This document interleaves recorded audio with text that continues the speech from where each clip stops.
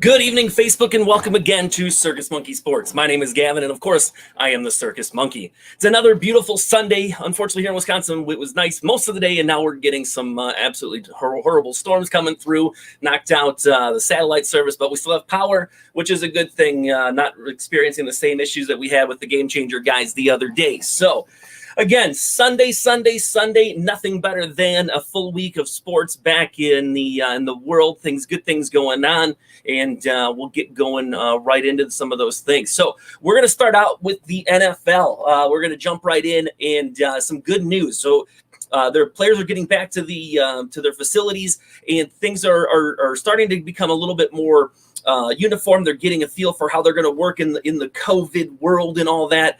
And good news is we get over 2,600 COVID tests were done, and only 56 positive. So that's a roughly 2%. So that's a good sign. Oh, thank you. Good goatee. It was a good sign for the NFL and the future going forward of what we're going to have for this season. We're seeing teams that are offering a voluntary bubble system. They're not going to be able to do a true bubble system like the NBA and the NHL, which of course is showing to have done a great job in those with those sports. But the NFL has a lot of teams offering and kind of holding each other accountable to those things, which is a good sign. It means we're going to hopefully have a season pushing forward. It means good things to come for the fall in that sport. And obviously, like I said, a lot of it's going to be on how things kind of keep progressing. How do we, how are things going to happen in the NFL without a bubble system and the traveling that's going to go on? So it's still yet to be seen. But guys are taking it seriously. Guys are doing the right things. 56 positive tests. As of this moment, none have been reported to have been hospitalized, which is also a great thing, which means that the guys that have it aren't showing symptoms and aren't anywhere near a critical situation, which again leads more towards a positive outcome when it comes to the NFL. In other news with the coronavirus, we'll jump right into our pictures here. Our main man here, Mr. Gardner Minshew. Interesting fella, man. He just never ceases to amaze you on what he says, does, and the personality that he has around him. When he was asked about his test, because he had been placed on the COVID list and he was released, it turned out to be a false positive. The exact quote is, I did not contract the virus. It took one look at me and ran the other way. Well, if that's the case, we all need to grow some cheesy mustaches if that's what's going to be helping push the virus the other direction. So, great news. Him, Matthew Stafford, both had tested positive, came back as false positive. So we're heading in the right direction, which is a good thing. So got a few people joining in. Thanks everybody for jumping on right away. It's a little after 7, and we started a couple minutes early today, so I'm sure we'll get a few more going here. But yeah, so Minshew tested positive, turns out to be false. Same thing with Matthew Stafford, which is again a great sign for the NFL. Also in the NFL, some with COVID and not having fans in, we're experiencing some of the questions that the MLB and the NBA, they're kind of getting used to players, fans and stuff not being in the crowd. They asked Preston Smith, Packers linebacker, what his thoughts were on playing without fans in the crowd. Ironically, he was a Redskin before they changed their name, of course, but before playing with Green Bay. And he said he was familiar with not playing with fans in the stands, so it won't have any effect on him. So unfortunately, not every single NFL team played that direction. We made the jokes in the MLB about the Rays and a few other teams, but Preston Smith saying that he'll feel right at home. In other news, speaking of Washington running back Darius Geis was arrested. He turned himself in for domestic violence issues. Heather Young says, "Hey there, should be a good show." Heather, absolutely, I agree. Thanks for showing up. Heather has showed up. If I remember correctly, I was on 3 shows last week, including my own here. And Heather, you jumped in and hung out with every one of ours. So thank you so much for doing that. We appreciate you hanging out here at Circus Monkey as well as Game Changer. It's always a good time here at Game Changers. So, Darius Geis turned him in. They have a plethora of running backs in Washington, so he really isn't needed. Unfortunately, he did have some signs of some issues coming out of college. He's been injured himself, and now this. I don't expect Darius Geis to probably get another chance in the NFL. When you have injury issues, when you had questionable things about in your past with character flaws, and then now this comes up, I don't expect to see Darius Geis probably back in the NFL ever again. Unfortunate for a young star to have a chance, a young hopeful star to, have a situation like this, but he did bring that upon himself. So that is kind of the updates on that. One of the big things, NFL related, and here's why I'll tell you why it's NFL related. We do have Dwayne "The Rock" Johnson bought the XFL for $15 million. And this did happen on Monday, so this is a little bit older news this week. But this is going to be kind of a big deal. And there's a lot of things going around here. Here's why it's important. The XFL would normally, the season would have been in the early spring, late winter, early springtime, right after the NFL closed out, right? And there's not really a sure sign of if they're going to get a season in 21. Do they have the logistical ability to get something together that quickly? Maybe not. But here's where it's going to get interesting. The college football season is probably not going to happen. There are more and more messages coming out. I just saw another one from a prominent college football writer that he said from a leading source that it doesn't look like fall sports in the college football, the college ranks in general, will actually end up happening this season. And that's sad for many reasons. That's very unfortunate. But it does lead me to believe that a system like the XFL is going to be very important. It's going to give an opportunity for some of these guys. You're probably not going to see any of the freshman, sophomore type players that are going to end up playing in the XFL or opting out of the college season to go play in another fashion. But if the XFL can get something together for late fall, early spring, and have a chance to do something, this means quite a bit because they're going to have a chance to showcase their talents. So some of those bubble players that may or may not have gotten drafted, they might jump ship. Say, forget the college ranks altogether, go play in the XFL, show what they have, make some money in the process, and then have a chance to play in the NFL.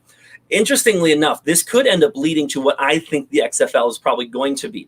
Dwayne "The Rock" Johnson himself was a college football player, didn't make it in the NFL. Obviously, we know him from his time in the WWE. He's an actor now, all that. But one of the things he said he was hopeful is giving players a chance. Just giving him a chance, right? He played in the CFL, didn't really do much there. I think it was 1 or 2 games. He didn't really have a chance to prove anything, but he wanted to give guys a place where they can actually do something and grow their careers or have that chance where they might not necessarily get a chance before. So this is a big deal, and I think we're going to see this as more of like a minor league NFL type thing. Heather says, "You're welcome. Do you really see the NFL actually playing? What is your thoughts on fake fans? And do you see NFL teams showing fake fans?" So I think we're still going to get the NFL season started. I don't know if we'll finish the NFL season. That is still the big question. I do believe we're going to see the start to an NFL season. I do believe we're going to get at least a good ways into the season. But I don't know if we'll finish it yet or not. As it relates to the fake fans, I think it's a unique idea. I like that some of the teams, when the MLB is doing it, if they hit a home run or a foul ball off of one of the fake fans, they get the ball. Not every team is doing it, but I think that's neat. So you're not going to have that same potential interaction in the NFL, obviously, because you're not throwing footballs into the stands very often. So I don't know that the NFL will go that way. I think at least some of the teams will because some of them enjoy it. I think that there was enough demand in the MLB for them to at least find a way to make some money doing it in the NFL. They're not going to fill all the seats. MLB didn't fill all the seats. So you might see it in the first couple of rows. You might see it behind the goalposts. You might see it in certain sections. You could see a team putting together a section for that, which would be pretty neat. But as a whole, they're obviously not going to fill the stands with that sort of thing. So very interesting, though. I do think they will do that. The NFL is heading in the right direction. They have, like I said, created some of those bubbles within themselves, much like the MLB is doing. Not a true bubble in the fact that they do have some sort of outside contact. They are traveling versus being in one centralized location. And that's the thing that's going to happen in the NFL. Now, one of the things they talked about for next season, both in the MLB and the NFL, is doing regional bubbles. The basketball is talking about doing the same thing, is where they have you play the teams for a while, all within the same section, take some time off, travel to another location, play the other players, try to limit some of the exposure, try to limit some of the travel. And that could work, right? There's no guarantee on what will or won't work yet, but at least they're working on trying a few things. So, but yeah, we're starting to see NCAA players opt out. We're seeing the XFL just got bought and that coming together. So I think we're going to see kind of an exodus to some of these NCAA players. And especially if they don't have the season, which is starting to look a little bit more bleak. I saw the tweet had just came up across my screen right before we had gone live here. So college football is definitely in danger. It means a lot more for the XFL. And if the NCAA doesn't have a football season, and let's say the XFL doesn't have a season, it's going to get very, very interesting. It's going to get very difficult to see what they're going to do. Matt Torres, how you doing, man? Good to see you. Long time no see. Hope all is well, buddy. So it's going to be different to see how do you test the prospect? How do you How do you see what they have? How do you hope what they have? How do you know if they're going to fit your organization? You're not going to get to see them on the field. So there's going to be a lot of personal workouts, a lot of players working with agents to figure out a way to showcase what they have. And I think you almost maybe end up seeing some of these guys create their own little bubbles, right? The word of the day will be bubble. They're going to create their own where they practice and work out together, right? And then they grow, especially those that work under the same agents, and they can showcase what kind of talents and all that they have leading up to next season. A lot of question marks, though. Again, I see kind of an XFL minor league type system coming. Obviously, you're not going to have 32 XFL teams, so it's going to be a weird mixture of how that all works. But I'm excited. I'm excited to see how that comes together. I hope the XFL comes together. What we saw last year was some great things, some different style of play. We did it. We had Elizabeth in Houston who got to go to the games and got to be behind the scenes and get the press credentials and got to go see them. I know Nick over from Talk Interference was out in Seattle and got to do the same thing. So it's different. Matt asks, how are colleges going to stay afloat without football? A lot of colleges get their money from their football programs. That is a great question. And that is one that nobody has the answer. Nobody seems to want to talk about it. And hopefully they've been smart with their money. I know that colleges, especially with big football programs, spend big money, and it funds most, if not all, of the rest of the school year for all other sports, academics, that sort of thing. So hopefully they figured out something, right? Hopefully they've saved their money up a little bit and didn't just blow it all on locker rooms like they have in the past. But I don't know. I don't know that answer, and it's a great one, but no one else is really talking a lot about it. And it's something we're going to have to watch for. It's something that's going to even more greatly affect some of these mid-sized schools. If you remember, at the beginning of most NCAA seasons, they play a big team. You'll see a nobody play Alabama. You'll see Wisconsin play, some D3 school or somebody that you wouldn't normally see, and they pick up a ton of money in TV revenue. Well, if those games aren't going to happen, that's going to hurt those mid-sized schools even more than it would some of the bigger ones who probably have some money in the bank. But it's a great question and something we're going to have to watch out. I don't know the answer on that. It's something we're definitely going to have to keep an eye on. So that's really the NFL for this week. We'll keep you up to date on more things as we go. We're got to keep an eye on things. Tampa Bay with quarterback. Tom Brady getting used to things down there. You got some of the quarterback changes are going to make things very interesting. Cam Newton, Joe Burrow, some of those guys. I'm looking forward to seeing what the quarterbacks do this year with new teams. With some of the shortened time frames, with less practices, it's going to affect some of these quarterbacks greatly. Okay. And that's the NFL. We're going to jump over into the NBA. So I posted this picture, it was yesterday, and it became very popular, and it asked a lot of the questions, right? MVP finalists, we had 3. You got Harden, you got Giannis, and you got LeBron. And then we got the Rookie of the Year with Zion, Ja Morant, and then Kendrick Nunn. Okay. So when we're talking about the NBA MVP, and there's multiple different ways to look at how you're going to talk about your MVP. And it can be looked at many different directions. And some people say, okay, take those 3 teams, take LeBron, Giannis, and Harden away. And whose team is still in great shape? Well, let's be honest. You got Russell Westbrook in Houston, and he can lead a team, and he's done well. He's not going to win a championship on his own. We've already seen that. But we've also seen him lead teams deep into the playoffs, just himself in Oklahoma City. So that's a tick against a guy like James Harden. But he's putting up stupid numbers. He's got the highest average points per game of the 3 of them. You look at Giannis. Now, you would look at the Bucks and say, okay, you got Chris Middleton, and then you got Brook Lopez, and then who, right? Those become the question marks. So you take Giannis out, and you assume they're going to be just okay. Now, this season, they've actually played very well without Giannis. Not as well as they do with him, of course, but they didn't really miss a beat when he was out for a couple of games. They still won several and ended up already locked up the number 1 going into the bubble. And unofficially, but officially locked it up during the time in the bubble. And then you take LeBron, right? And you take LeBron, you take him out, and the first thing you do, and myself, I said the same thing. It's like, okay, well, they got Anthony Davis, and they got a decent core around that team. They're young, they're okay, but of course, LeBron makes every team he plays for better. Then you look at it, and they were terrible in games where LeBron didn't play. Anthony Davis hasn't been 100% there in LA, and so it really leads you. The question comes down to, what does every team want the most? What does every voter think about towards the MVP? I still think Giannis is going to lock it up. I am slightly biased being from Milwaukee, but based on everything I've read, based on everything I've seen, based on everything I've heard, looking through all this stuff, Giannis will end up winning it. And here's one of the bigger reasons for it. He's also up for Defensive Player of the Year. against Rudy Gobert, who's won it 2 seasons in a row, looking for his 3rd season in a row. Harden's biggest knock is he doesn't play the defense. He's doing better, and I don't think anybody can argue that he's playing better defense than ever before, but his numbers are not statistically as good. So he's putting up great offense, but his defense brings him down a little bit. Well, Giannis is playing very good offense, and his defense brings him up. Same thing with LeBron, a very good defensive player. So in my opinion, I don't think Harden is going to win it. Even though he's putting up stupid numbers when it comes to offense, and what he has done in the bubble is insane. The numbers of him and Westbrook are incredibly awesome to watch. But I just don't see that happening. My money is still on Giannis for that. And then when it comes to the Rookie of the Year, now they have 3 finalists, right? It's kind of one of those things. They just do it. You're not going to come out and say who's the Rookie of the Year or the MVP, should I say, as well. You got Kendrick Nunn, who's had a great season. I have him on my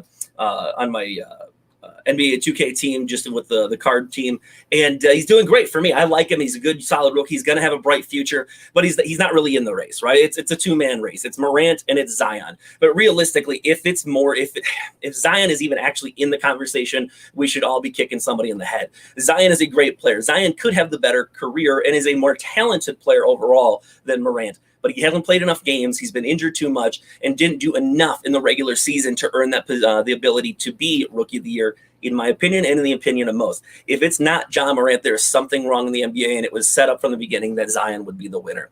If Zion plays a full season, it is likely that he would beat out Morant. He is a more dynamic player. He's a higher skilled player. Morant is the kind of player that's going to stay healthier, still very flashy, still puts up good numbers, is a great teammate, and is doing a great job for Memphis.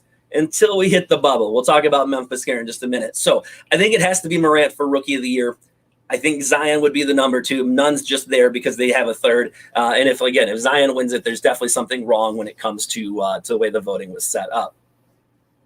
Questions from Heather is, it was a tough game with the Celtics, but Tatum was good. At least we won. So now who will the Celtics play now? I haven't actually looked at see who the final setup was in that. If they're the 2 seed, then they should be playing. It's not the Nets. I'd have to look, but they should be playing the 7 seed, I believe, then. And I didn't see who was the 7 seed as of yet. Other question, who do you like on the Celtics? Do you see anyone that could earn MVP candidate? So the Celtics are full of potential MVP candidates, right? They got Jaylen Brown, you got Tatum, even Gordon Hayward I know he's still working back probably from that leg injury, isn't still 100%. But realistically, you got 2 viable MVP candidates, most likely in Tatum. I think Tatum is a future MVP candidate, I think, especially as we see some of these younger guys become more prominent players in the NBA. You're going to see Tatum as one of those guys.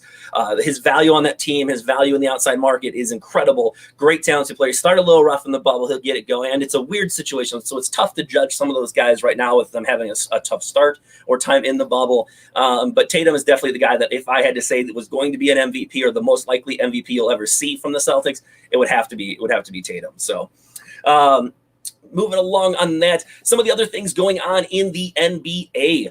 We did end up seeing some incredible performances. TJ Warren of the Indiana Pacers is playing out of his mind. He is actually with an injury. He's questionable for tomorrow's game. But keep this in mind. Before the bubble, he was already having a career year. He was already playing incredibly well. He was averaging 20 points a game. Right now, in the bubble, he's averaging 34.8 points per game, and only 1 game has even been under 30 points. So the guy is playing incredibly well. So keep his 34.8 points per game compared to Harden is shooting 33.8 points per game. Luka Doncic is at 33.4 points a game, and Giannis is at 31 points a game. So he is outscoring 3 of the most prolific players in the NBA right now. Absolutely incredible numbers. Some of the best things I've heard is, I'm worth more than cash considerations, those things. It's an incredible story. I'm excited for him. It's really cool to see somebody take advantage of this situation and just absolutely go off. I'm excited. It's fun to watch those guys. I hope he ends up playing tomorrow, but we'll find out, right? In other NBA news, Memphis is only 1 game ahead in the 8th seed to make it into the playoffs, which means at this point, the way it's going to be is that the numbers are too tight. It's going to be a play-in game officially between whoever the 8th seed and the 9th seed is. It's going to be a play-in game because of how they end up playing with the winning percentages and all that. There's going to be a play-in game. And right now you got the Blazers, the Suns, I mean, there's some good basketball being played over there in the West. It's going to be very, very, very close. And, the Blazers have Melo playing like a young man all over again. You got the Suns and Devin Booker playing out of his mind. So it's going to be a tight race. Memphis needs to find a way. Morant's got to get his team excited. They've got to kick it in gear, right? They had the chance. They just had to maintain to stay in the race for the playoffs. And they didn't. They have not played well. They have not done a great job of continuing to keep the record leaning in their favor. So keep an eye on that. Again, I have a feeling the Blazers, the way they're playing, are going to end up winning that spot over now. But don't count out the Suns. Of course, Devin Booker and the Suns, they haven't lost a game in the bubble, and Booker is putting up just stupid numbers, just playing like a man possessed out there. A lot of fun to watch that happening. Speaking of Devin Booker, Draymond Green was on the NBA Countdown show the other night talking about the game, and he made comments about how Devin Booker needs to go play for a real team he's wasting away in Phoenix. And whether this is true or not, I understand the way he's feeling, but Draymond Green was fined $50,000 for his comments. Basically, so I would call it a tampering fee. They actually even asked him on TV, is this him tampering? He goes, maybe, right? And you can't do that. You can't make those comments especially on live TV, but you can't make those comments about finding ways to get players out of certain teams. And it's not very fair to the Suns. They've treated him well. They've put a couple players around him. They're playing well. They have a chance to make the playoffs. So Draymond, shame on you, but I get his feeling. You often want to see players like a Devin Booker playing for a team who's going to be a playoff potential team every single season. So while I agree with him, probably not the best thing to say, and obviously he got himself fined for saying it. Okay. Other injury news, Ben Simmons from Philadelphia is out with an injury. He had to leave the bubble to have surgery on his knee. No timetable on when or if he'll be back. It's unlikely he'll end up being back. It's unfortunate. The Philadelphia, even Embiid was injured during tonight's game and did not return. I'll have to check to see what the final answer is with his injury. But 76ers are playing in an East that is wide open. Obviously, the Bucks have played well, but they've been struggling here in the bubble. So everybody had a chance in the East to come out of it. And now we got Simmons and Embiid injured, there's just almost no excuses for the Bucks not to do well, but it's a big blow for the 76ers to not get in there. Michael Ellert says, I'd rather see the Spurs get the last spot. I would too. I like the Spurs. I always like Greg Popovich. He's a great coach and all that. Everybody still has a chance in the West, right? There's still some way to happen, but realistically, the way the teams are playing, Memphis, Blazers, and the Suns are all playing at the point that will likely get one of them into the next round, right? The other big thing about the NBA when we're talking about the bubble, we've seen the amount of points scored just off the charts right now, right? There's 54 games been played, and every game has had the winning team score 100 points or more, and in most games, even the losing team has scored over 100 points. Now, I know it's an offensive-minded game. I know we're not playing defense like we used to back in the day. The shooters are becoming better, the practice and all that. I understand all that, but man, the numbers that are going, they're scoring at a ridiculous rate. Somebody I read online that said that they think part of it is the fact that they're all inside the bubble. There's no travel. There's nowhere for them to have to go. So the energy conservation, the lack of mental energy being spent in the travel and figuring out where you're going and all that is allowing these guys to be fully energized each night for the games. And I think there is something to that. You're seeing the game played at a different level because there are less outside distractions in general, less travel distractions, anything like that. It's a really unique situation. And it's going to make for a very, very fun playoff situation. So that is the NBA. A lot to come in the NBA. Super, super exciting stuff. And I don't know. I just can't wait to see everything continue going, right? Next up, we are going to talk about the MLB. The MLB. Now, I didn't have this originally scripted in because it just happened. We saw there's going to be a big question mark in the MLB right now with what's going to happen with Houston and the Oakland A's. If anybody didn't see it, there was a physical brawl on the field. Whereas when we saw the Dodgers and Houston going at it, it was just a verbal altercation. They got up and yelled at each other. There was a physical brawl. There was an actual fight on the field in the MLB today. The center fielder for the A's, Laureano, was hit by a pitch twice today for the third time in the series with the Astros. He took exception to it. He flipped his bat to the side, pointed at the pitcher, said something, got down to first base. The announcers go back to the replay. We think it might be all over. Next thing, they cut it back over, and we see Laureano at first base, barking at, I think it was the the bench coach or the batting coach or somebody from Houston, and they're just yelling at each other. And next thing you know, they're waving their hands to come get each other, and then it was on. Laura ran towards the dugout, and it was on. There was a big fight. I mean, both benches cleared. We saw two full teams all huddled together. Now, in a situation where the MLB obviously fined they put out a fine for beating players as well as causing an altercation in hopes of making sure that everybody stays distant. So we're trying to keep COVID at bay. When we have a physical brawl like this and guys on top of each other, this is going to raise a lot of question marks. Watch for these teams to be tested even closer. Hopefully this doesn't lead to any additional rises in problems, but there will likely be heavy fines and suspensions handed out towards both teams on this one. And I don't blame them. That's not something we can afford to do if we're trying to get this season in. It's not something that we want to see in general. You don't want to see guys fighting. It's always fun in baseball to see a guy get beamed, you go at it. But yeah, there seems to be more than meets the eye, and it could lead to further implications. And again, all the sports world's eyes are on the MLB. How they handle these things, how they keep COVID at bay, how they can move through a season while traveling across the country. And keeping it at bay is going to determine things like the NFL. So this is very important, and they need to get it fixed, right? Speaking of that, we also still have a bigger issue. The Cardinals can't seem to clear up things down there in St. Louis. And now the Cardinals versus Pirates full series has actually been canceled ahead of time. We had a couple more people with the Cardinals test positive again, and now the whole series is shut down. The Cardinals have only played just a handful of games, and now there's questions being asked by many of the sports writers. At what point do we just cut off the season for that specific team, right? If you can't get a handle on it, obviously the Marlins got a handle on it. They're back, they're playing, and they're actually playing really well. If the Cardinals can't get a handle on things, at what point do you cut off a single team? Is that fair to cut off one team? Is it fair to, hurt other teams because one can't get it together? There's a lot of question marks. And unfortunately, the biggest issue in all of this I see is the leadership factor of the fact that Rob Manfred is the leader in the MLB. And while no one's perfect, he has been the furthest from a solid commissioner out of all the major sports. You look at Adam Silver and the way he's handled everything with the NBA. I would love to have seen him try to handle this situation because he just seems very poised, very intelligent, very direct, and is getting the job done with the NBA. And unfortunately, we have no sort of leadership like that in the MLB, and we're stuck with a guy like Rob Manfred. And it's unfortunate. And I'm a little worried about the way the season is going to go. Obviously, you don't want the Cardinals not to have a season, and you don't want the MLB to have to stop. That being said, it is in Manfred's hands, and all the eyes of the world are watching. He better find a way to make sure it all comes together. So that's kind of the negative news. We'll move in some of the positive news. Congratulations to Mike Trout. He missed a couple of games for the birth of his son. His son's name is Beckham Aaron Trout. Of course, one of the best baseball players of our time. His son's initials are BAT, BAT.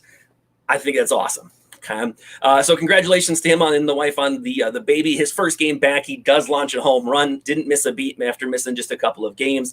And also in LA, we saw Shohei Ohtani came back. He is strictly a DH. He is not throwing, and he hit a bomb in his first game back as well. So Ohtani seems to be well enough to hit. He will not see the field at this point. Okay, so Trout is back. Ohtani is back, and it's an interesting situation in the MLB. Giancarlo Stanton is also hurt. He's on the 10-day IL. So we lost the big bopper out in New York, unfortunately for them, but they still have Aaron Judge and several others hitting very well, and they are leading the division still to this point. Okay. In other news, we do have a new National League home run leader and a tie for the overall home run leader. Fernando Tatis Jr. is a man on a mission right this minute. He hit his 8th home run of the season, tying himself with Aaron Judge for the lead. And that he also has hit his 8th career leadoff home run, which is just an unbelievable number when you talk about a home leadoff guy, not traditionally a home run power type guy, the time that gets on, speedy, lay down a bunt, get a base hit, steal a base, that kind of thing. And he can do all of those things.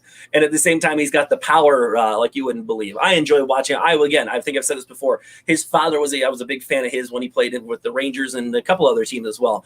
Followed his career. So now Tatis Jr. doing some incredible things. Another thing I read that I had forgotten about is that Tatis Jr. was actually a Chicago White Sox and was traded for James Shields a couple years ago. And for anybody who doesn't know, James Shields is no longer a White Sox, didn't do much for the White Sox. It wasn't a great trade for the White Sox in the end. Now, some people, you win and lose trades all the time.